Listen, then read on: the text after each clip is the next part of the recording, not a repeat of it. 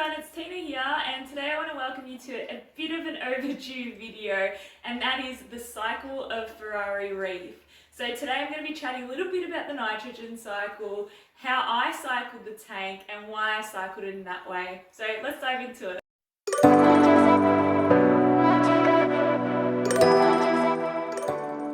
So I was intending on making this video earlier, but as some of you know, I do work shift work. I've been doing a fair bit of nights and days and swapping lately. I also am back at uni doing postgraduate studies, so it is hard to find any time sometimes, but I do need an outlet, and reefing has always been a great outlet for me. It's a great distraction, so I do want to try and aim to post weekly. Hopefully I can, but we'll see how we go. So I actually had a few people who have never owned fish tanks before message me on my Facebook page asking a few questions, who are really interested in the hobby, which I think is great. So for the purpose of that, I will start on the very basics, and even if you're a little bit more of an advanced aquarist, it never hurts to touch back on the basics and the foundation.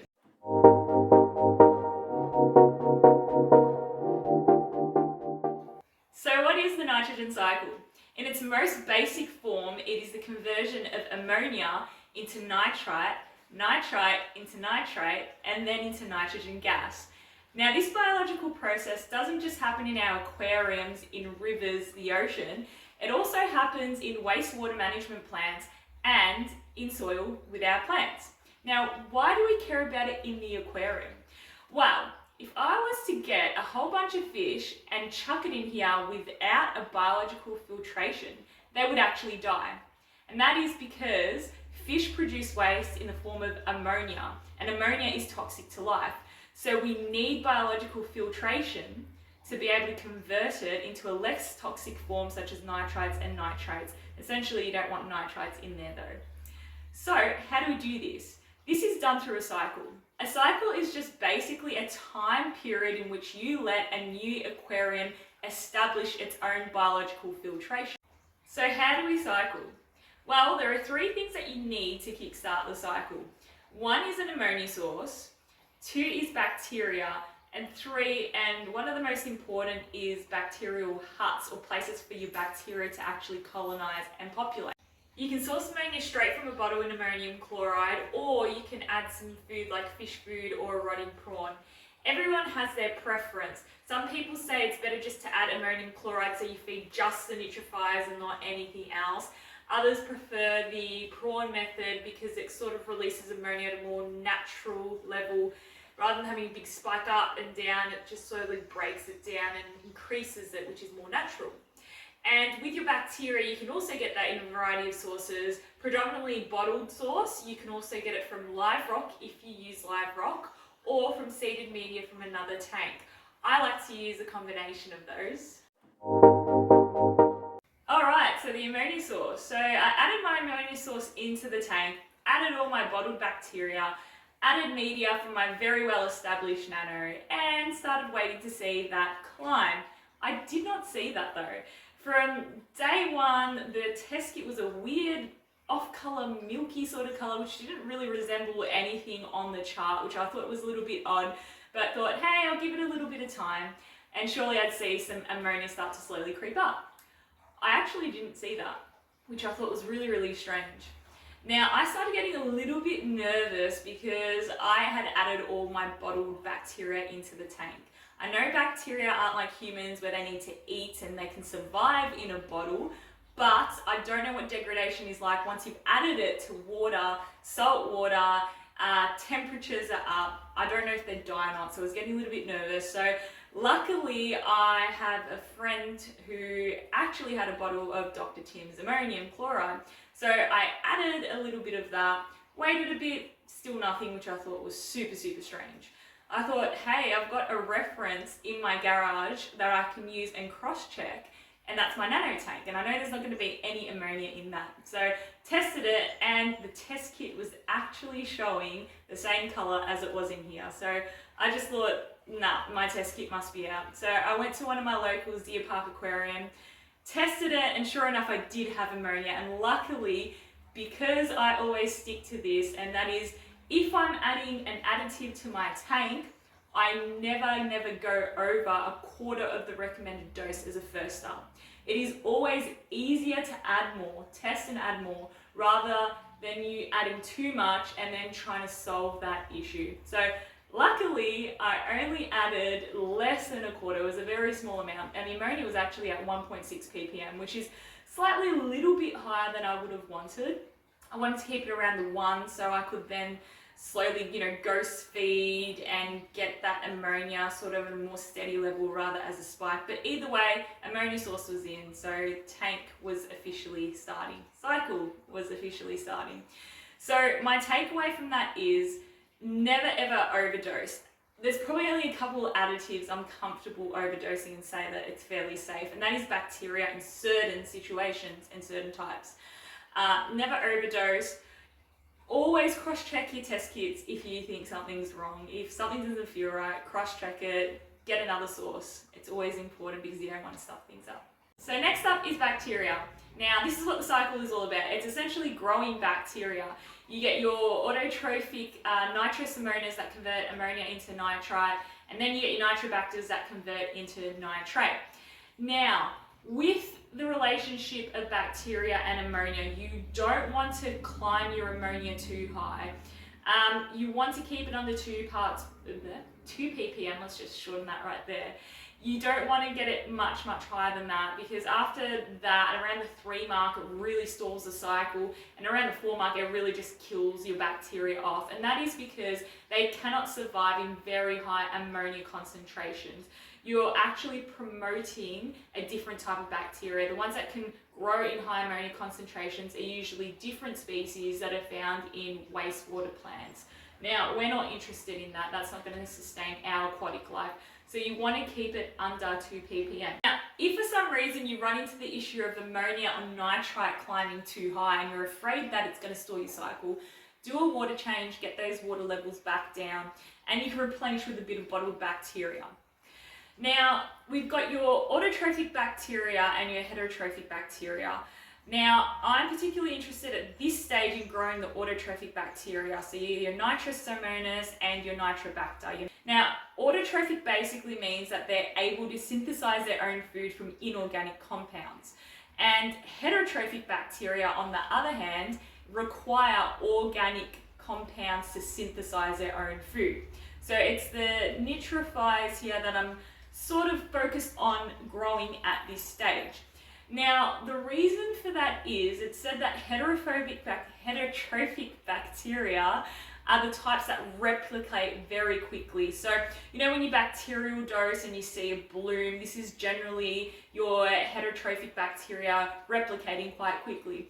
Your autotrophic, your nitrophiles, the ones that convert ammonia into nitrite and nitrate, they're the ones that actually take longer, and it's said to be about, I think it's around 30 hours for them to multiply and double. So that process takes a while.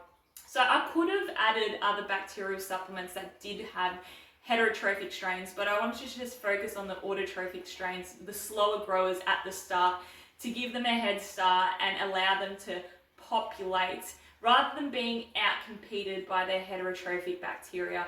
Now, this isn't probably something that's a big deal, but that was just my reasoning behind it. So adding that type of bacteria first, and then further down the line, adding those quick multipliers to multiply in the tank, because they're super important as well.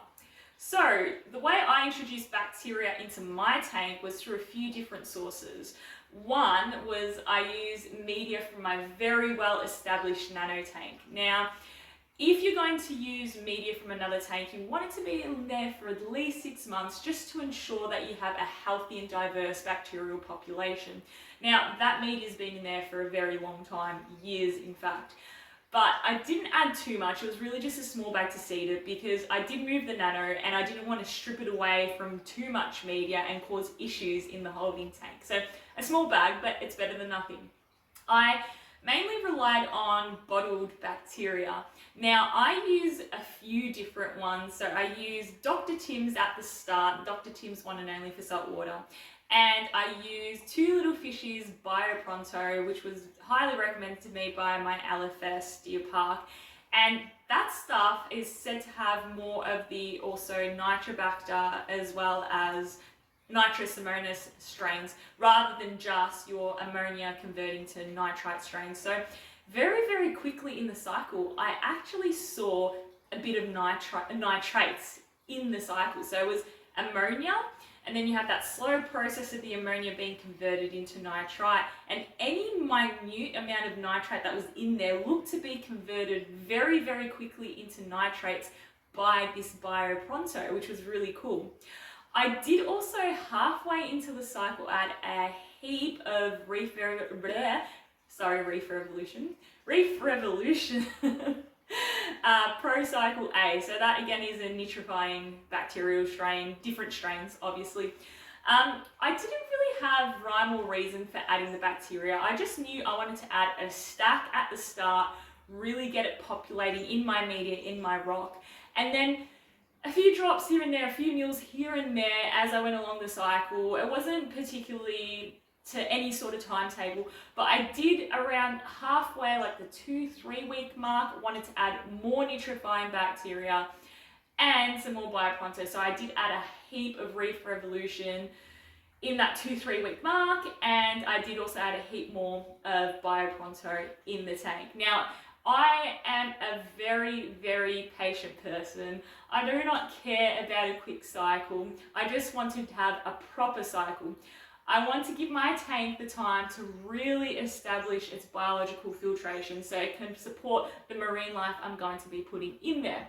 A testament to my patience is, I think I said officially that I was deciding to upgrade to a bigger tank, and then 7 months later actually bought the bigger tank. So I'm super patient.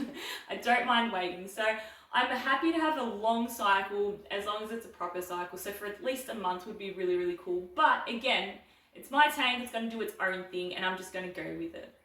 So with bacteria, towards the end of the cycle, when I see that nitrite really coming down, before I do a bit of a water change, I am going to start adding some of that heterotrophic bacteria. Why can't I say that? Heterotrophic bacteria that I was talking about, and start allowing that to populate, along with some nitrifying bacteria as well, some autotrophs. And then a few days later, we'll do a water change once the cycle is finished, and then we'll add some fish in there very, very, very slowly. My first fish that are going in there, probably my Picasso clowns that I've had for a couple of years now, they'll be the first ones to go in. So that last factor I was talking about, which was the bacterial huts. Now that is basically porous surface area for your bacteria to grow and populate in. Now, that is your live rock being primarily the big one, or your rock in this case, it's not live. You've got filter media, which I have a stack of media in the sump. Now, I will organise this a little bit better. I am getting some stuff built for it so I can have it looking, not only looking a lot nicer, but manipulating flow through it to manipulate oxygen, aerobic and anaerobic conditions to then in turn manipulate my nutrients. Now, so that isn't the finished product, that's not what it is going to look like, but I have it in there so it's being seeded already. And also, now this is a heated topic, but I love the look of sand. I don't care what anyone says. It does give it that more natural look. Now you can argue it's not really natural that these types of corals will be down near the bottom at the sand bed. It's not a very natural look. But having said that, in a reef, it's not very natural that you get all the different types of corals like NPS, LPS, all those different types growing in such a small space either. Now, I have been curious in trying a bottomless tank, but I just thought I'm adding the sand in there. It's said to cycle a tank quicker. It's another porous area versus glass. It grows bacteria a lot better there, so if it annoys me I can always vacuum it out. But going in with populating surface area, now I am cycling at the moment without filter socks, so you can probably hear a bit of a trickle, and that is because I have no filter socks in there, no sock silencers, and that is because, again, very minute, but I just want the bacteria to populate things that I'm not going to be removing from the tank. I will add those in towards the end to try and get out some of that organic matter or things that might have broken down, dust particles, larger particles. Just ensure that you have something like a towel or covering that area with the filter socks if you do run filter socks, because the splashback can cause salt creep and you don't want that stuff everywhere. Now, a quick thing to mention is with equipment. Now, I wanted to cycle with at least one wave maker in the tank. I am going to be adding more later on, but the reason for that is pH can also affect your cycle. It is fairly uncommon. You're more likely for ammonia and other things to affect your cycle. Oxygenation, which can be determined by flow. So I thought, you know what, I'll chuck one wave maker in there, make sure things are nice and oxygenated, and just to help that bacteria grow along. You probably have read about other methods with manipulating temperature and salinity to speed up your cycle. I haven't done that, one, because I don't care about having a quick cycle. I just want a proper cycle. And two, my thinking or my thought process behind doing that is if we are maintaining, say, certain levels of ammonia under 2 ppm to allow specific strains to flourish and establish in your tank, which are the types that are going to be beneficial for your tank, then why manipulate salinity and temperature if that's not going to be how you run your temperature or salinity when your tank is up and running? So I did read to bring your salinity down to 1.020 Sg because salinity is hard on bacteria. It slows down their process in dividing and replicating, and also temperature, bringing that right up also speeds it up. I think it was around 30 degrees. I can't remember off the top of my head. But again, I'm not going to run my tank at 30 degrees and I'm not going to run my salinity at 1.020. I'm aiming for about 35 parts per thousand. So what is the point of manipulating that and then bringing it up to where I want to be if then the bacteria might utilize energy to then adapt to those conditions? I'd rather them replicate slowly but be adapted to those conditions rather than have, I don't know if there'd be any die-off or anything like that, but I just thought, have your tank running how you're going to be running and what's good for it and will survive in it, will survive in those conditions. So why not promote the conditions you're going to be having for your tank? Alright, that's basically it. So if you have any questions, please comment down below. I'm more than happy to talk reef all day and answer questions. I also want to thank you for taking an interest in my tank and my journey. And again, if you're here to the end, you're absolutely awesome. Thank you for sticking around. If you are interested in seeing my updates, please like and subscribe down below so you get a notification of when I post next. Thank you so much. Until next time on Ferrari Reef. Bye for now.